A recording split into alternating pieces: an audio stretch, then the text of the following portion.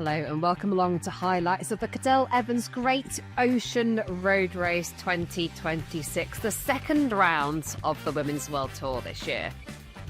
Starting and finishing in Geelong, about an hour away from Melbourne, heading out for a big loop, taking in the Great Ocean Road, before heading back into Geelong for 1.5 laps of the finishing circuit, featuring one categorised climb to be ridden twice. Here's the elevation.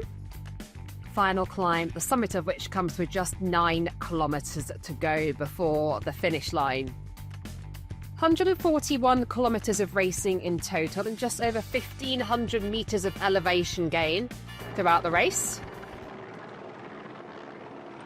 As the race got underway, there was early attack from Petra Stianci of Human Powered Health, and this dominated the early part of the race.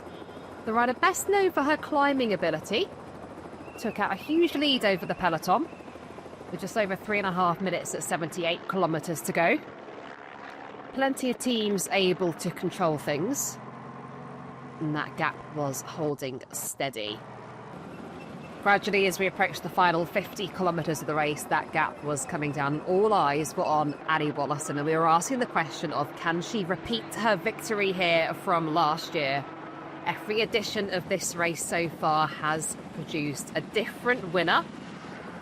Could it be a new winner this year, or would it be the turn of Wollaston? Again, the attack was brought back as the peloton were approaching the finishing circuit. 1.5 laps of the Geelong finishing circuit to be raced, with the first ascent of the Chalambra climb rapidly approaching. As SD Works Pro Time set the pace on the front of the group, there was a crash behind 5 riders coming down, including Olivia Barril and Guy Raelini. But at the front of the peloton, it was Mavi Garcia racing in her final season who was lighting things up, being matched by the World Road Race Champion herself, Magdalena Vallières, the first time up the climb. A very select group was forming. Mavi Garcia still setting the pace. Lauren Dixon was up there as well for FDJ United Suez. Naomi Ruib was also up there for EF Education Oatly, fresh off her victory at the Tour Down Under just 2 weeks ago.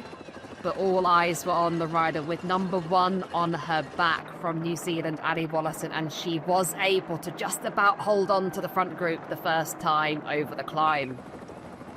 Things were gradually coming back together, and EF Education Oatly sent Henrietta Christie on the attack, putting pressure on the other teams to chase. But as the group was swelling, it was a crash for Sarah Van Dam in the middle of the group as they came around for 1 lap to go. She lost her chain, was forced to get that back on herself. Next time around, things were splitting up once again. Mavi Garcia put an attack in from the front group. And then it was the turn of Livalula Jacobs. Ella Wiley tried to split things. But still, FDJ United Suez had 3 riders in the front group, including Ali Wollaston. The attack of Ella Wiley was gradually brought back. And it was Rosita Reinhardt, a previous winner of this race, with a counter-attack, who made her move. That move was also brought back, and as we approached the final few kilometres of racing, we had a 12-rider group coming to the finish. Ali Wollaston was there with 2 teammates as the rain started to come down in Geelong. Mavi Garcia was leading out for UAE Team ADQ. But all eyes were on Ali Wollaston. Could she repeat the victory from last year? There were other fast finishers in the group, but when Ali Wollaston launched her sprint, we were looking to see if anyone that could challenge her, and no one could. Mackenzie Copeland couldn't hold the wheel. Josie Nelson tried her best to get on terms.